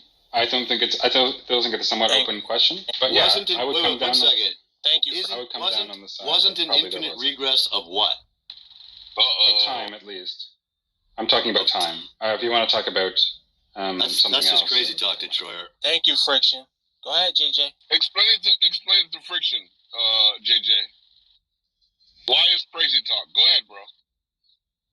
Well, if time is a measure, he and I disagree, I think, on things not having causes. He has this crazy idea that things can begin without having a cause, which is, again, crazy talk to me. Okay. So, in time, I just said that earlier. It's You gonna be- disagree with me, but go ahead. Huh? I just said what you just said earlier, but you disagree with me. What you just said, you disagree with Friction about. You just said you said it's a crazy notion to think that things that are caused doesn't have a cause. no, that's not what I said. And you said that's not. I was saying but go ahead, carry on. That's not what I said at all. Carry Maybe on. somebody else said that to you. Maybe you made a mistake. You didn't mean what you said, but you just said it. But carry on. No, I didn't. No, I said actually the opposite repeatedly. You must have And time is just going to be a way of measuring causes, really, measuring things happening. Some might say goings on, but I think there couldn't have been ever something not going on, moving. Yeah, why is that? Well, wait, but hang on. But that's Contradiction. But go ahead, carry on. I'm not supposing that there was some time at which nothing was going on, right? That's to suppose that there was a time at that point, right? I'm supposing that there's some, at least There was it a seems time. plausible that there's time only goes back so far. Right? There's some temporal beginning. Well, it's Maybe, not like I don't there's think so. some time It's not some time. It's not as if there was some time before that at which nothing was happening. That's not a time. It's like saying, I think the compass direction of north only goes so far.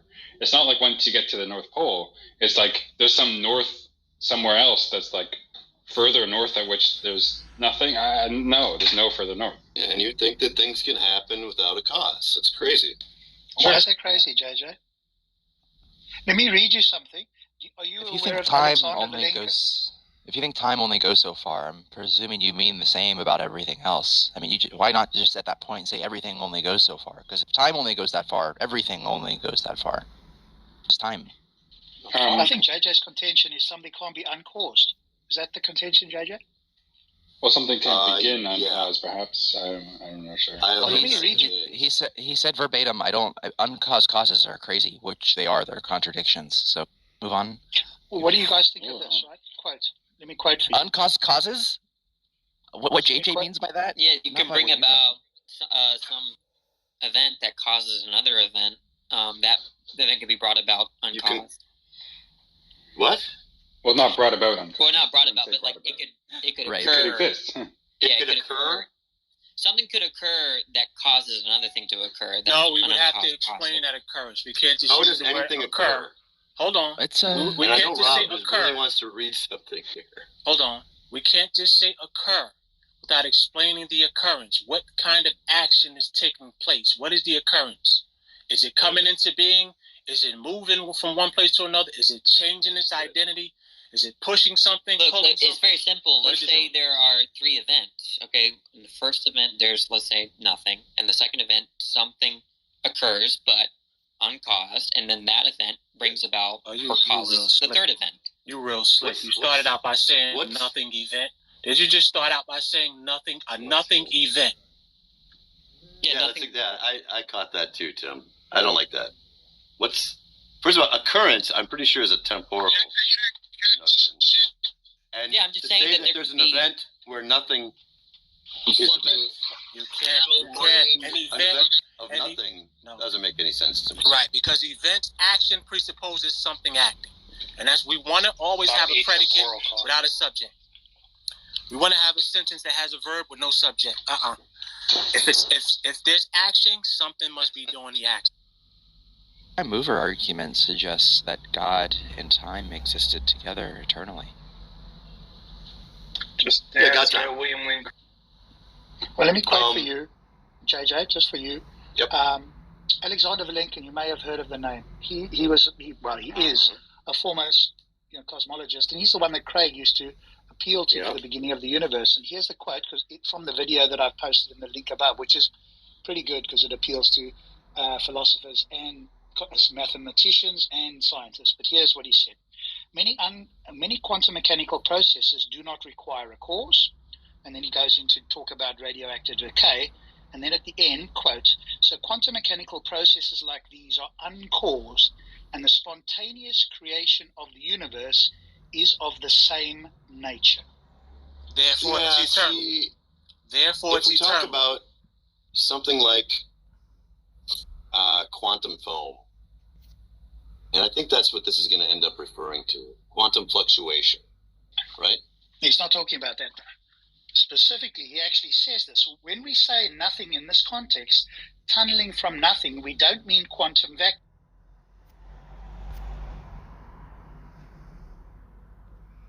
As a person, but I'm trying to be as good as possible.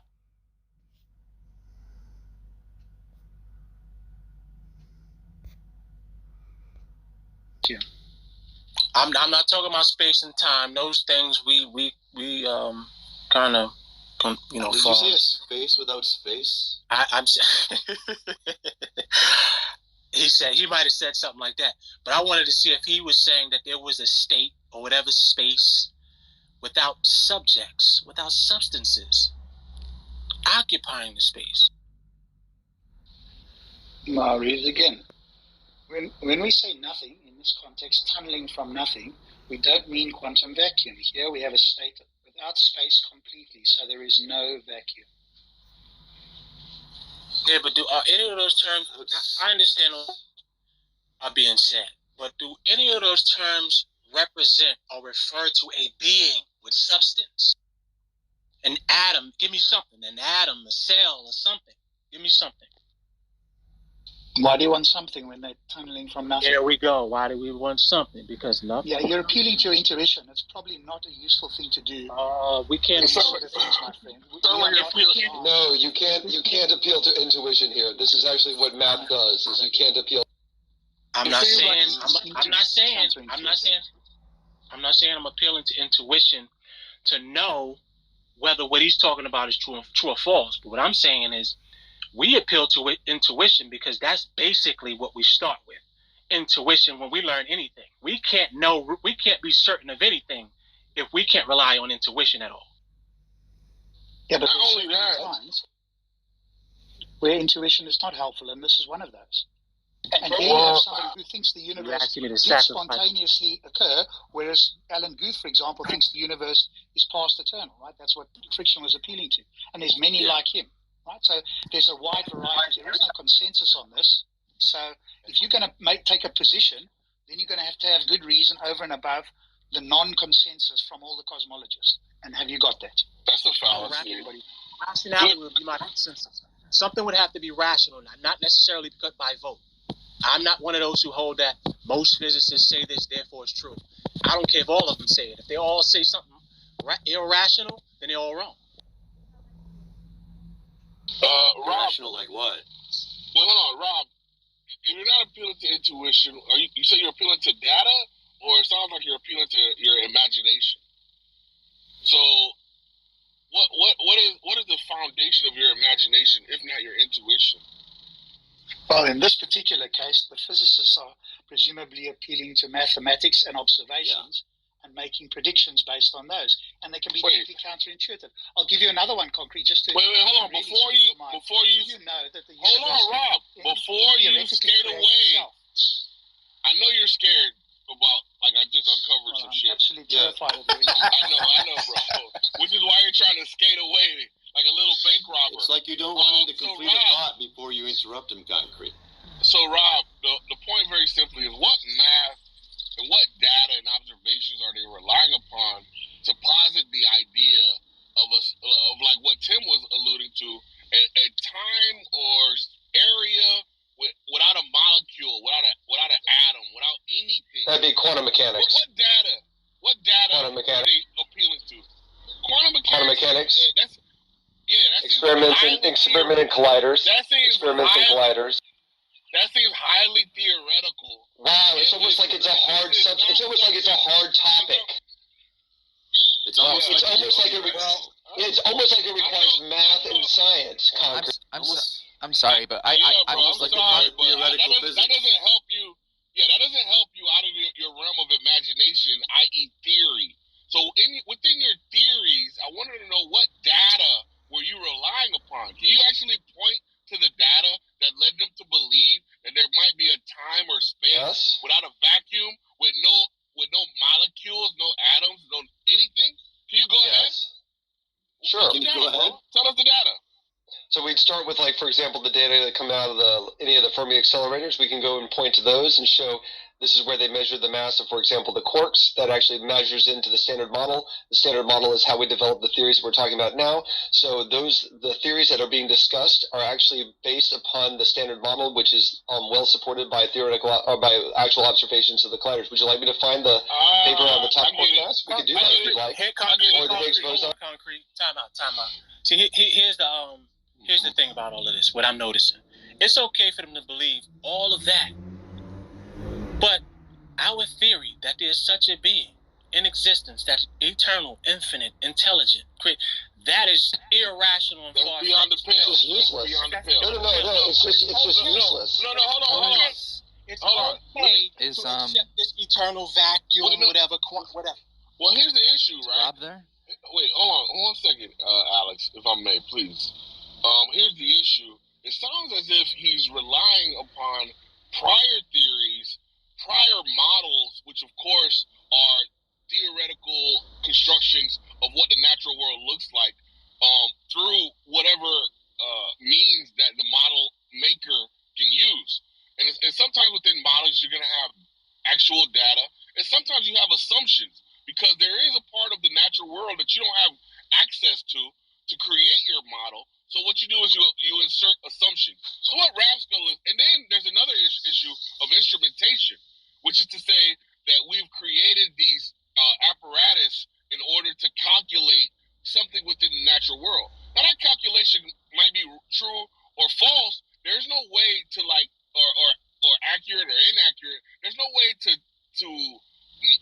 judge that instrument versus the actuality of let's say total knowledge, omniscience, perhaps. So you would need omniscience in order to take your instrument, do your instrumental calculation, then omniscience tells you what the actual data is, and then you would be able to compare the two.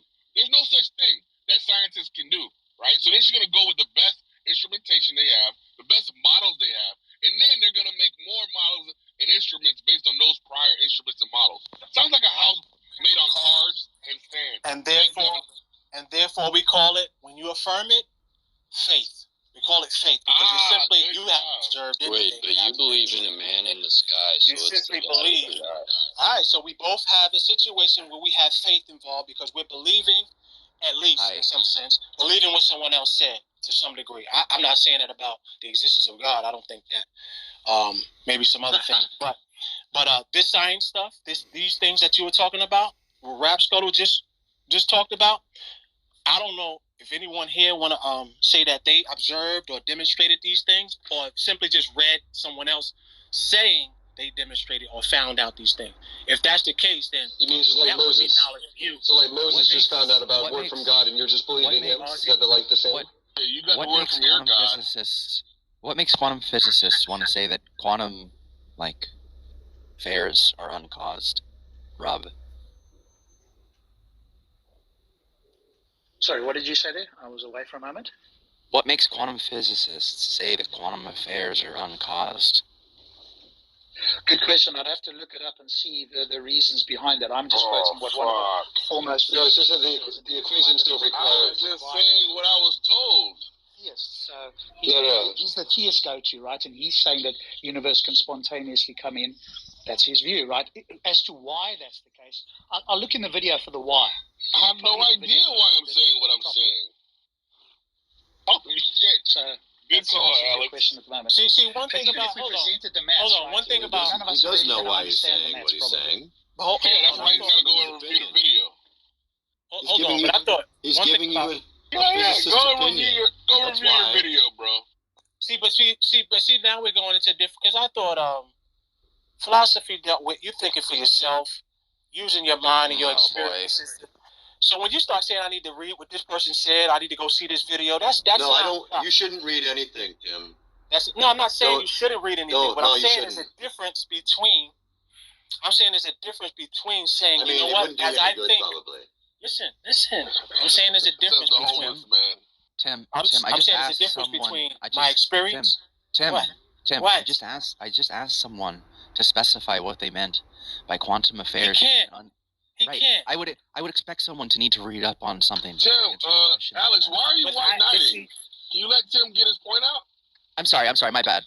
You guys are all dumb. Go ahead. Whoever's going to look up the answer right now is retarded. I apologize. I had to look up. Only whether- concrete can wear the shiny white Alex, armor. here's the issue, Here's Alex. the thing. Hold on. Here's Oh, the thing. I go don't need ahead. to look up whether. I don't need to look up or read whether an effect needs a cause. I don't need to look up or read whether something could be or not be at the same time and in the same relationship.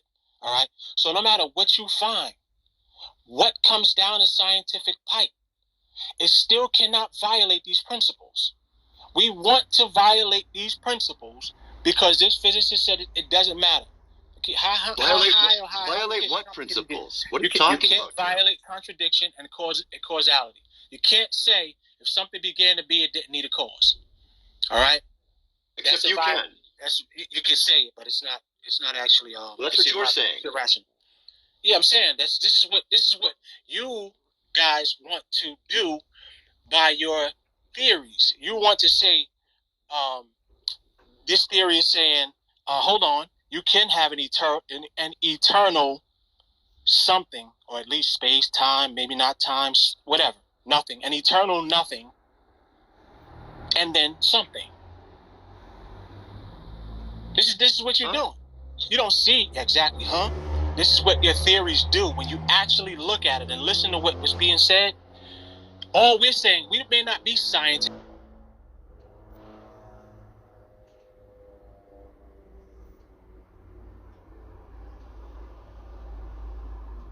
The origin of humanity, and after that, no, I think he was a doctor. He was talking about DNA.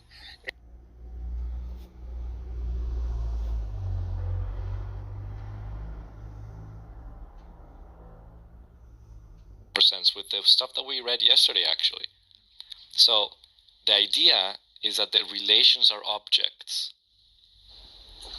That's the point. So if three people are sitting around the table, there are three individuals. But if we dig deeper and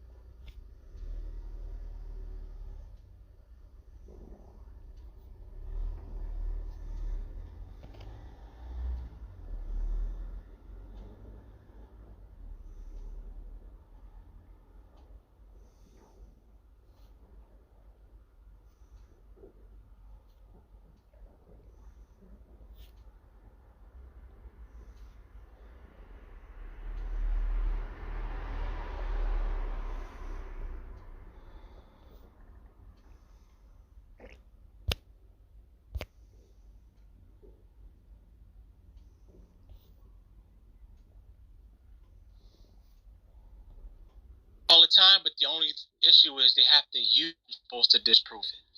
So it becomes self-destructive. Yeah, that's a good point, bro. Listen, what are you guys? Listen, I have to go, but this was fun, like always. See you later, Tim. Concrete. Well, someday I'd like My to guy. hear you explain what you meant about Have a something good being day, bro. finite and infinite. Don't let these angry ass dudes like bother you. Or you can just pretend like you did. For all Don't let eternity. the angry black man ruin your happiness. Don't make me Nigga's angry not for black. life. Nigga's not black. What are you talking about? Why can't he just You be know angry that. man? Why can't he be just angry man? Why they gotta be black? I don't know. You should ask him that. He No, heard that's me you. say angry white men, even though I said angry men. He heard angry white men, and that's why he retorted with angry black men. Oh, Even though I never said angry white men, I just said angry men. Concrete doesn't have to be. yeah. If you notice, concrete. When I come on, this tends to be the direction of these discussions. They go somewhere else. They all, go another yeah, it's hard. I think it's hard for them. I think it's hard for them. I think it's hard for them, Tim. Listen, I think they can't you can't. keep it above the belt. No, They can't. They see. Go ahead, because bro. I've learned from some. Listen, there's some people who've given up on argumentative theism, but I have not. I'm not one of those. And if you stay consistent with it, these atheists cannot do anything with it. They can't. You stick with people like Gordon Down, stick with people like Stuart C. Hackett, stick with people like that, you be on good ground. It was You be on Stroh good singing. ground. This is the only way to go. This is the only way. Get rid of Abu. Tim, did you hear what Rab said? I know it's hard. It includes math and science. Yeah, You no, hear it's what not, Rab said there? it's not that difficult. Algebra. It is because it is that difficult. What did you say about the? difficult. What did you say about the contradiction thing again, Tim? What was that? Go replay. You got listen. I'm done. You got to go back to the replay. I gotta he's go. done. But this was good. Okay, I just wanted to hear. Tim's something done. about it. Take him off the grill. You can't stand it anymore. I want to know why any affair is uncaused. Yeah, I don't get that. Well, so like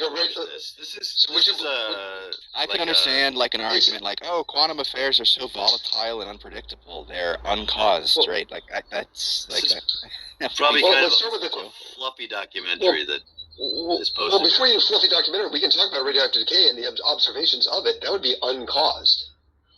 Right? There's nothing that says when it will happen. Understand that, like, there's the first event where there's nothing. The second event where there's a horse begins to exist, but the first event didn't sufficiently cause the second event. There's no contradiction.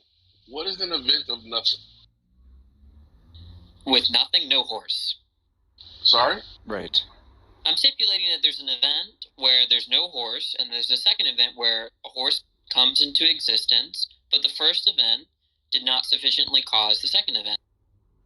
Why are we even including the first event? If the first event But is that doesn't. doing nothing. You're fine. Like that's fine, Danny. You can say that, but that doesn't mean the second event's uncaused. Just I'm because the first stipulating. event caused it. I'm just saying there's nothing incoherent about that if that's the charge.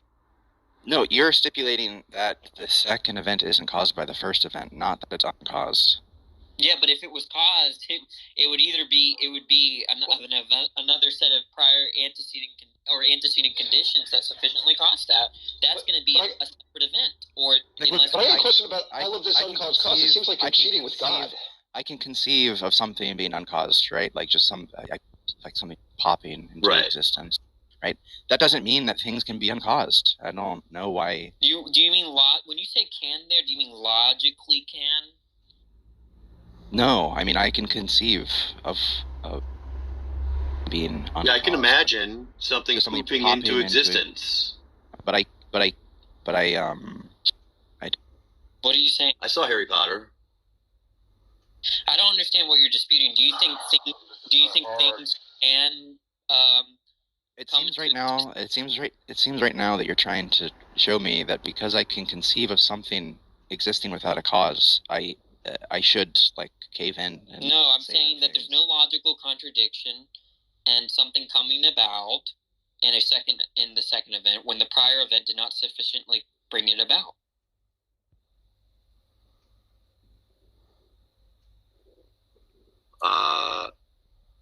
There's no law. Yeah, I won't say. I'm like you're not gonna catch me. You're not gonna catch me saying that causes or uncaused affairs are logical impossibilities. Oh, okay. Then I just didn't know what sense of can you were using. Well, I'm not sure it's not a logical impossibility. Well, I mean, I just don't think.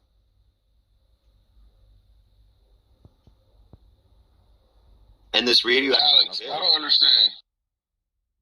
Well, we went over radioactive decay, and they said that it's did we? It could be, Rapskull and I. And in one article, it said it could be caused by an unbalance in the atoms. So when he says that it's uncaused, I don't know where he's coming from with that. I think it's caused. Yeah, it just seems I don't. So it just seems to me that anything with an ontology, is everything obviously has some explanation or something. Cause has what? Sorry, I lost my train of thought. What was your question before? You said that anything that exists, or that's how I interpreted you when you said ontology. Anything that exists, ... Hey, I lost my train of thought. You asked the question in the middle of me talking. What was the question? My question was, anything that exists, do you think that there needs to be an explanation for why it did exist? If we want to know if there's uncaused causes. I think you might be pointing to like a knowledge problem. I'm not so sure if you're... Maybe. What am I saying? Because there might be a knowledge problem. What am I saying?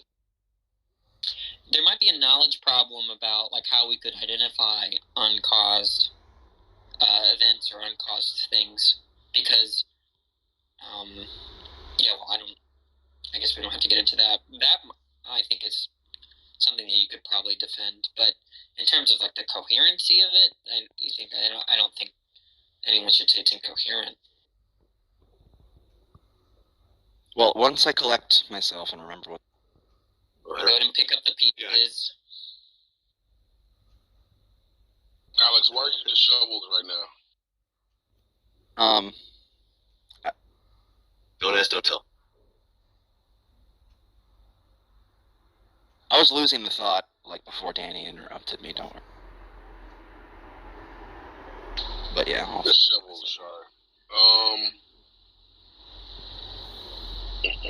Only answer if it's not gay stuff.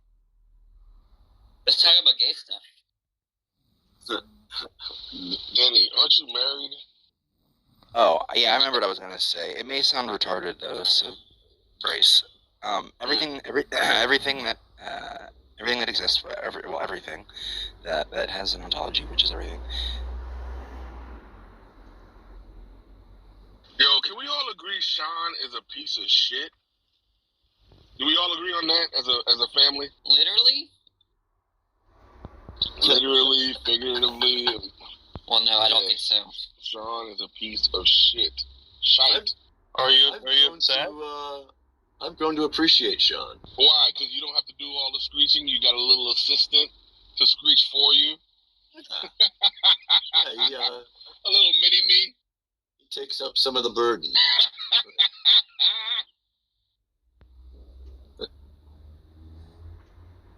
What's the problem here, Concrete? Oh, he's just he's sniveling. Is that sniveling I hear? Yeah, You're just a yard. You're just a yard dog barking as the mailman. I don't know what that's goes about his business. That's not You're just a yard dog. You're a conversational barking at the mailman. You're the mailman. You're a conversational bouncer who doesn't know what the fuck is going on. Which one is it? Am I a yard dog or am I a bouncer? Are you supposed to be in here? I don't think those two things do the same thing, but I would agree with you that I'm a bouncer, and my job is to bounce you the fuck out when you're not making sense. Yeah, you're just a big. Well, that's why I like him the most. Big dummy. JJ, I think I may have realized why. So you know the terminology quantum physicists use. Say, oh, these quantum particles pop into existence. Fluctuation. Think of me as like quantum fluctuation. A logic bouncer, virtual particles, right? And the nightclub is like a nightclub of logic. A virtual particle. You're dumb. You say some nonsensical bullshit, some illogical, irrational, contradictory bullshit. You get bounced. Both of you. But Sean, you're dumb. But Concrete, you're smart. No, you're dumb. Thank you, Alex. Appreciate you. You're welcome. So you're saying I shouldn't engage with Alex, Sean? Yes, you're above this, brother. What is happening? Sean, sorry, Alex. Even though I think you take a regular bath or shower most nights, you're gonna still tell me you don't like to take a mud bath periodically? I really don't like being dirty. I really don't like being.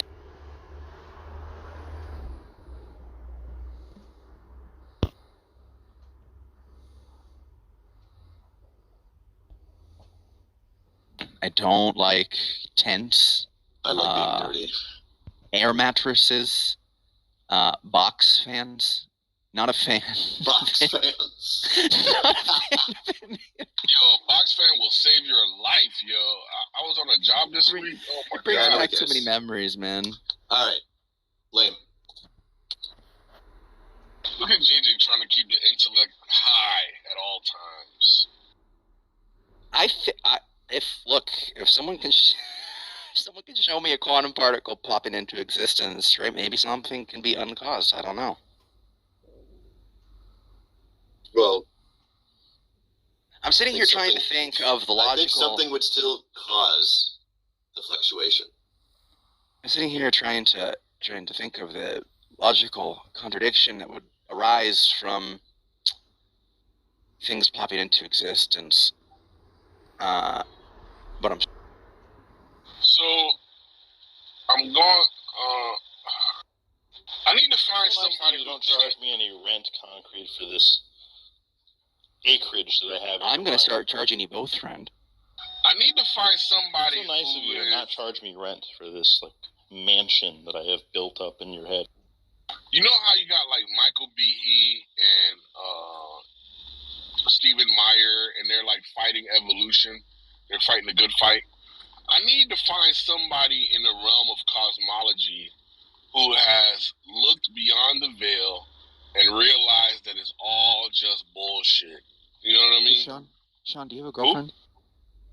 Fuck, Alex, help me out, bro. Do you have a wife? No. Any significant other? Not at the moment. Why? I guess this kind of makes sense. Are you trying to I'll tell you. Are you auditioning, John? Maybe. How tall are you, Sean? No, I wanted to know if Ooh, 6'2". Is that you in your PTR, Sean? I don't know Yep, if you. that's me. Yeah, that's it. Oh, fuck. That explains it all. You curmudgeony old man. Not Oppie, is it? No. Yeah, don't I Who is sound like that? my profile picture? That's Mark Hamill. Up. Have you It seen that does look show? like Mark. That is Oppie. Have you ever seen the collage of him and Mark Hamill? It's hilarious. Why is he so But happy? yeah, you want to be my boyfriend, John? Is that why you're asking? These boots Just are stop made drooling for a day. His salivary glands lit up for a. Yeah, so I need to find somebody. I'm not very affectionate, just so you know. I pretty much just Oppie money was a lot for more sex. disease than the last time I remember. His boyfriend. Roma Cosmology that's doing all the hard work to debunk all the bullshit. I'll find that author. Cosmology? Concrete, why don't you watch that video that Rob posted? Because there's a picture of Matt Dillahunty in it, and every time I listen to him, There's no picture of Matt Dillahunty. What are you talking about? that guy looks like in the video. Malpause. on my phone. Look, here, I'll explain it. No, who is that? On my phone, and from a distance, with the beard There's and the Malpass, bald head. Penrose, Hawking, and some other Oh guy. shit! It is Malpass. Oh, No. I'm sorry. Look at that. Oh, on the video. With his It head does look a shaved. bit like Dillahunty. I'm but caught up like now, that, guys. It's okay. Nice. More handsome. Listen to this bullshit. Some quantum. Yeah, but there's no debate. Look, the only thing that's going to occur is they're going to There's talk no about the debates. A theory. All they're going to With do you? is talk about the A theory or B theory of time with So, regards talk to about one of the premises. I can't remember which one. And if you understand A theory or B theory, those are all theoretical positions on time. So I don't know how you would use a theoretical fucking argument to combat yet another argument, right? Which is like I think much more solid. Are you serious? Because it's actually more Are you solid being because serious? just shut up, you fucking idiot. Well, he It's thinks more solid because it's something that we actually witness. Did you guys This know? is all theoretical. What do you think? you guys What do you just- think you're like? Look, you think that everything that begins to exist You think has a speculating on like is all the theoretical? nature of existence Do you is think you think it's the non-theoretical? same? Look. Do you think it's the same theoretical strength as the A theory or B theory of time? That all things that begin to exist have a cause. What are you Do you babbling think that- about? do you think they have equal theoretical strength? Do you think they have equal theoretical strength? Theoretical. Yes or no? Here, I'll give you another one. All men are mortal. Wait, do you want yes or no, Look, or look. you want to ask a bunch of questions? and then pick? One's an issue. Trying to figure out which men- yeses go to with which questions. One's an all issue on men time. are The other one's an mortals. issue on whether or not things can Look, just exist calm down. uncaused. Just calm down. Two- All Concrete, men how are about you just mortals. ask one question at a fucking time, Concrete? I don't think you get it, or at least the person who's speaking doesn't get it. So I'm trying to move Concrete, to something listen else to that's this much shit. more solid.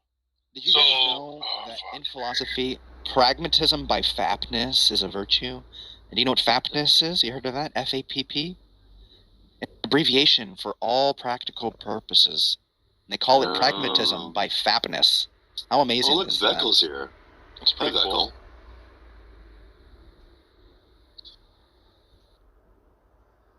The premise of the Kalam, I think it's fine. Look, so Other he wants to physicists say it's not, but whatever. look. He wants to hold it to be a theory, right? Everything that begins to exist has a